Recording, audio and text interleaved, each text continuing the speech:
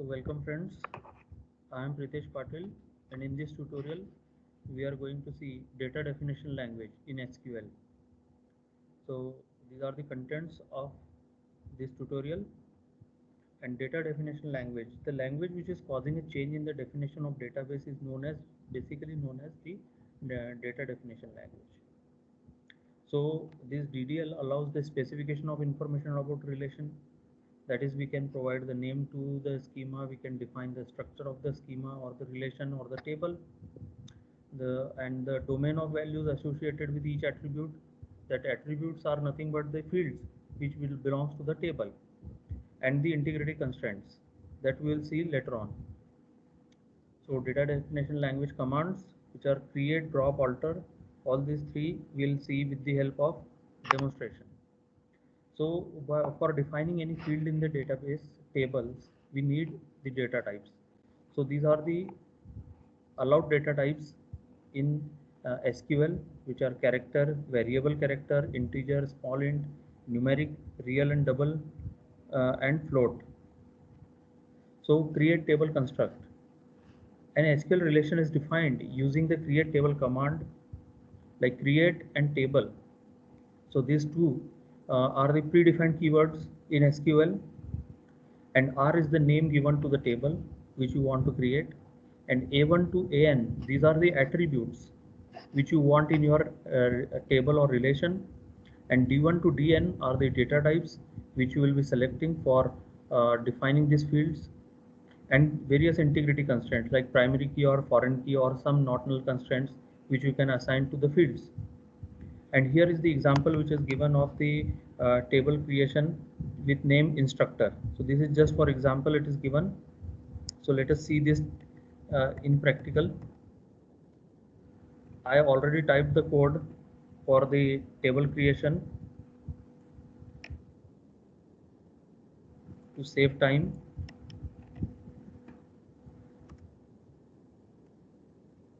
So this not null constraint we will see later. So this is the create table instructor. As you can see here, create table instructor with the fields instructor ID, name, and department name as variable character. So to run this, I'll run it and we'll see the name already exists. So first I need to drop this table.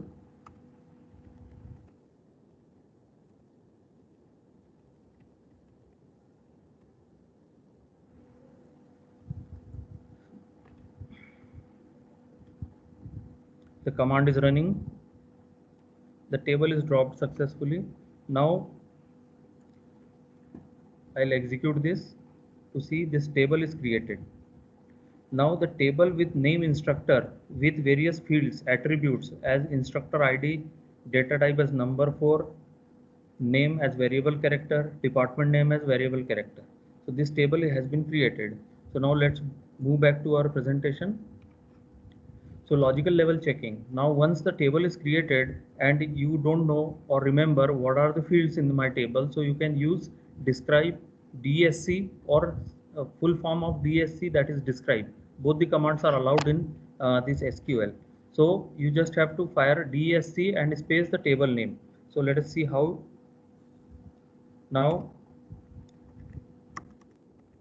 DSC and the table name.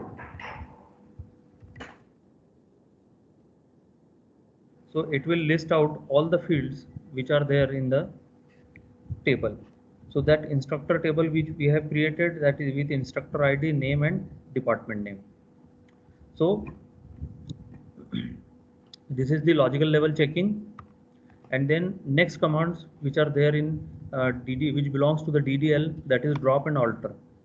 So first we'll see alter command by adding a field.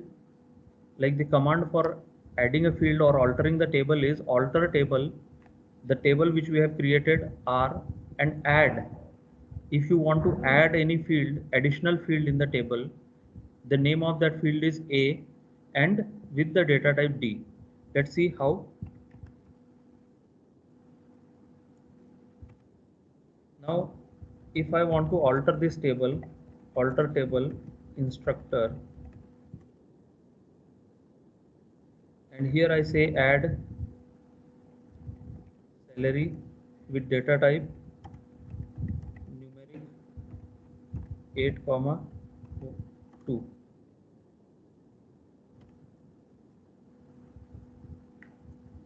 So now you can see the table is altered.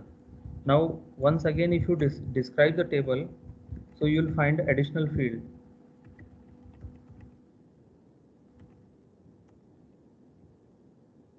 which is salary, which will be added in the, so you can see here this salary has been added. So this table is altered with additional field salary. So now if you don't want this, if you don't want this field to be in the instructor table, so you can again fire alter command by saying in place of add you say drop, but here you have to use column keyword and you don't have to provide the field, the data type here which you have declared for this. So as you can see, the alter table instructor drop column salary. So if I say this and run it again, so the table is altered, and if I again describe the table, so you can see that the field is no more, right? So these are the alter table command. So another command which is there, which belongs to the DDL, that is drop. So drop table instructor. That will that I will say, and this table structure will get deleted or dropped. Now if you again want to try to describe this table, see the object could not be found, right? So this is how the drop and alter command works. So integrity constraint in create table. So first is not null. So if you assign this not null constraint to any specific field like name, so you must enter some value. It cannot be left blank, right? So not null. And second is primary key constraint. So if you assign primary key constraint to some of the field like ID, here this ID, so this ID will be by default having two constraints. First is uniqueness constraint, means you can insert only unique values, and second is you cannot leave it blank, means not null constraint. And the third is foreign key. Now here department name has been declared as the foreign key. Now this department name is getting reference from the department table and department table's department name field.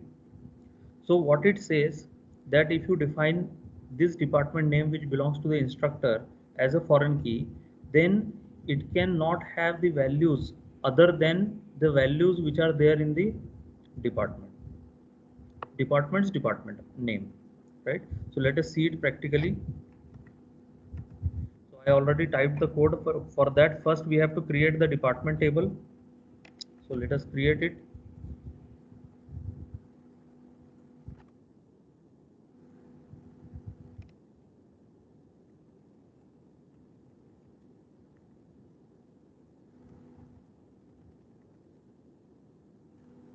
So I think the table is already there. So let me check whether yes. So table is dropped. Now I will paste this. So see the same command which we are using to create department table with primary key as department name. So for assigning foreign key reference in any other table of this department name, so in reference table, that is department, this department name should be a primary key. So that is the condition. So now let me execute this command. So table is created, right? So now the second command which we will see is to create this instructor table, just to understand how we can create the foreign key. So you can see instructor ID as number. So instructor ID here is defined as a primary key, but it is nothing to do with this foreign key, right? So this foreign key is declared here as department name, this one, and it is referencing the department table and the field department name, which is defined as a primary key. So let me execute this command. So see, the table is created, right? So you can describe any of the table and you will get the structure of the table like logical level checking as we have seen recently. So now finally I'll conclude with DDL. We have seen to create object with proper structure in SQL, and create command is used to create table, and demonstration of incorporation of integrity constraints like not null, primary key and foreign key into the tables. Other types of DDL, that is drop and alter, we have seen with the help of example. But in our next video, the effect of primary and foreign keys with the help of DMLs, that we will see, that is data manipulation language, and we will perform the operations on the data. So thank you for watching.